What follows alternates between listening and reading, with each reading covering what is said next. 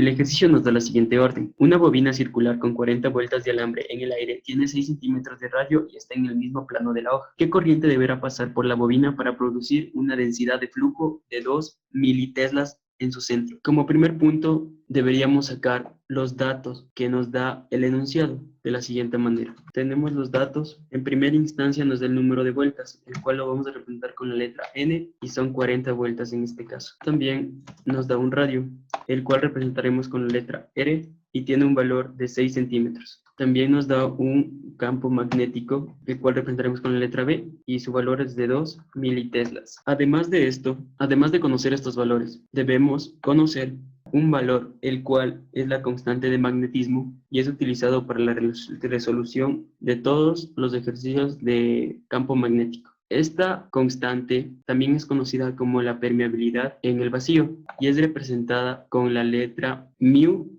sub 0, la cual tiene un valor de 4pi por 10 a la menos 7 henrios sobre metro. Luego de conocido estos valores, es recomendable adaptar las dimensiones de los datos a las cifras establecidas para el desarrollo de las ecuaciones. Por ejemplo, tenemos el radio en centímetros, pero para trabajar en nuestra ecuación lo necesitamos en metros. Entonces, para su transformación a metros, nos quedaría en 0.06 centímetros. Digo metros, perdón, metros. Y el campo magnético lo tenemos en militeslas y lo pasaremos a teslas. Entonces nos quedaría 0.02 teslas.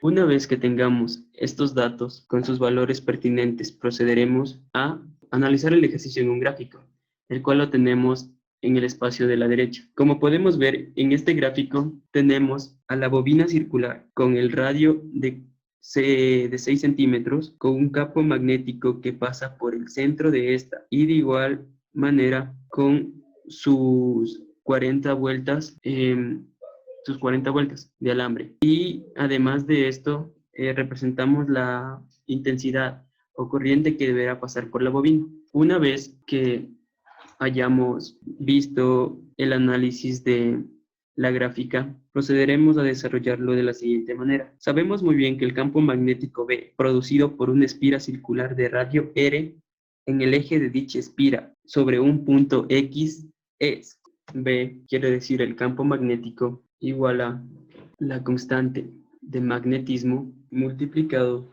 por la intensidad y multiplicado por el radio elevado al cuadrado sobre 2, entre paréntesis, x al cuadrado sumado r al cuadrado elevado a la 3 medios. Como tenemos esta ecuación, tendremos que para x nuestro valor será 0, ya que la inducción magnética en el centro de una espira circular de radio R y que transporta una corriente se obtiene de la siguiente manera.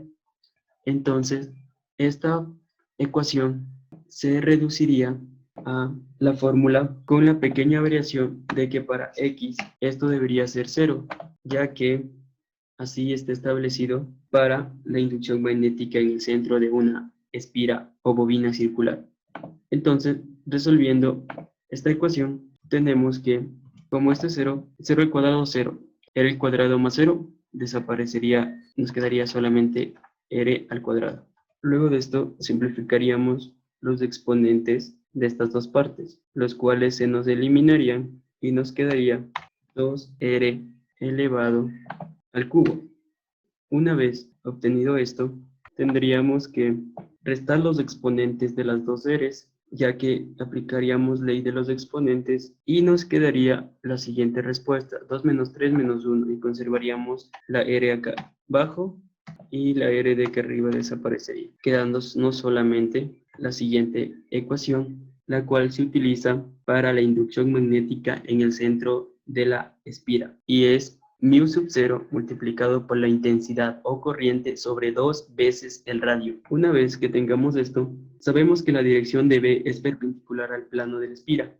Entonces, como el alambre forma parte de la bobina con n vueltas, el campo total será mayor y obtendremos la siguiente ecuación, en donde se agregaría el número de vueltas a la fórmula que obtuvimos anteriormente, tendríamos la N o número de vueltas multiplicado por el mu sub 0 por la intensidad o corriente sobre 2 radios. Con esta fórmula ya podemos calcular lo que nos pide en nuestro enunciado, que es la corriente que debe pasar por la bobina, ya que de esto podríamos despejar la I porque constamos con los datos de tanto del campo magnético, del radio, del número de vueltas y de la constante de permitividad.